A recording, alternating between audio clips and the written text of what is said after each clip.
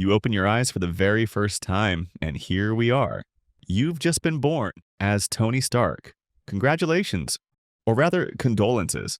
Because while being born rich, handsome, and a literal genius sounds like a dream come true, you are also cursed with being Tony Stark. And that means your life is about to be a non-stop disaster parade of alcoholism, war crimes, and existential crises wrapped up in a billion-dollar suit of metal.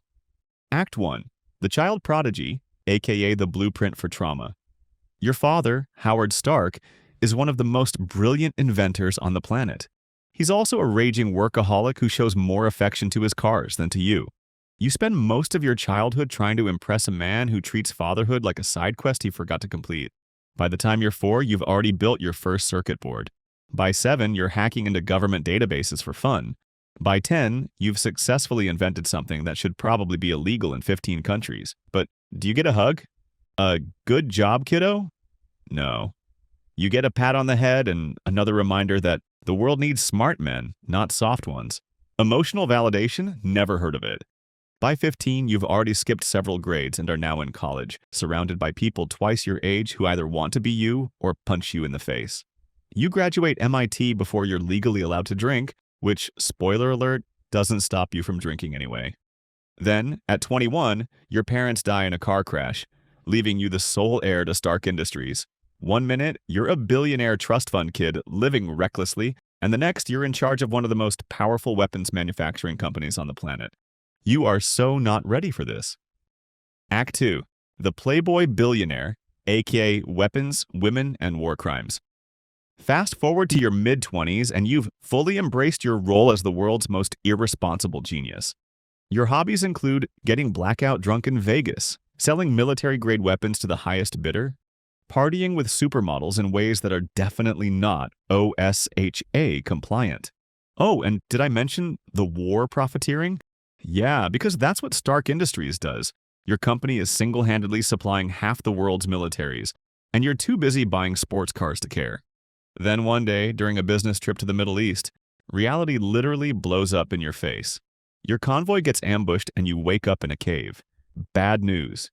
You have a battery-powered electromagnet stuck in your chest because one of your own weapons exploded near your heart. Worse news. The terrorists who kidnapped you are using your own missiles to take over the region. You made these weapons, and now they're being used against you. Oops. Act 3. The birth of Iron Man, aka DIY heart surgery and revenge. Instead of building the missile your captors demand, you decide, screw it, I'll build a suit of armor instead. Because sure, why not? You've got limited resources, a hole in your chest, and approximately 0 exit plans. Through a combination of sheer willpower and an unhealthy amount of caffeine, you craft a metal suit in the cave, power it with your chest reactor, and absolutely wreck your captors before blasting your way to freedom. You land in the desert, barely alive, and by the time you're back in the US, you've had a full-blown existential crisis. Weapons? Bad. Corporate greed?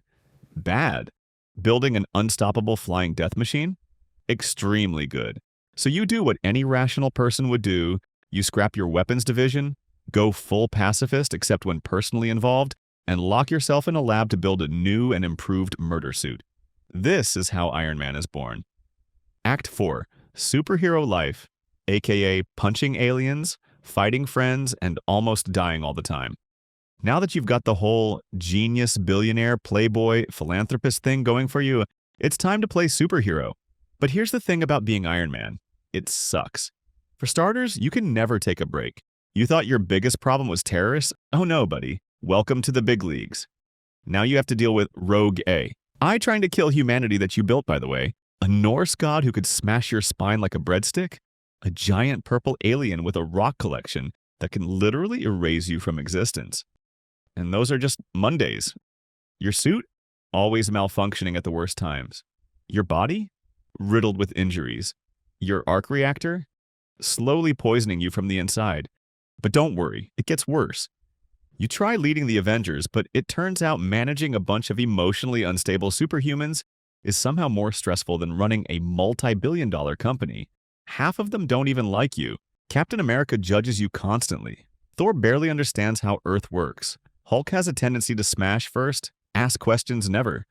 Then the government decides that superheroes are too dangerous, which is kind of fair because you personally built a murder robot that almost wiped out an entire city. So now, instead of fighting bad guys, you're fighting your own friends in a superhero civil war. Oh, and your best friend?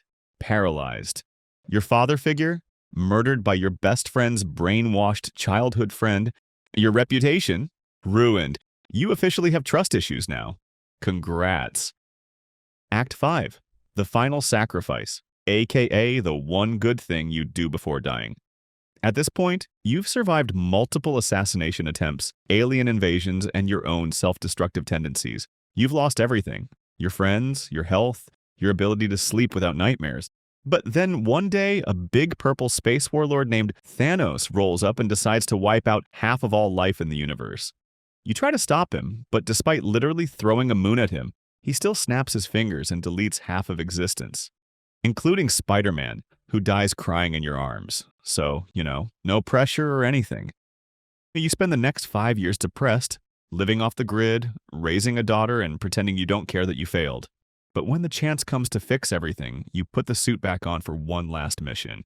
After a massive battle involving every superhero who still has a pulse, you get your hands on the Infinity Stones and snap your fingers, erasing Thanos and his army forever. But here's the catch. Using the stones kills you instantly. And just like that, after a lifetime of bad decisions, sarcastic one-liners, and barely surviving your own inventions, you're finally free. You die surrounded by the people who once hated you, but now respect you. Your daughter will grow up knowing her dad was the man who saved the universe. The world moves on, but your legacy remains.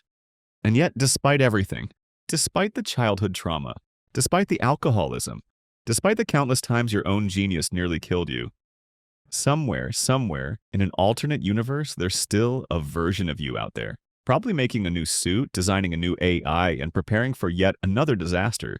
Because being Iron Man is a forever job. And that, my friends, is why it sucks to be born as Iron Man.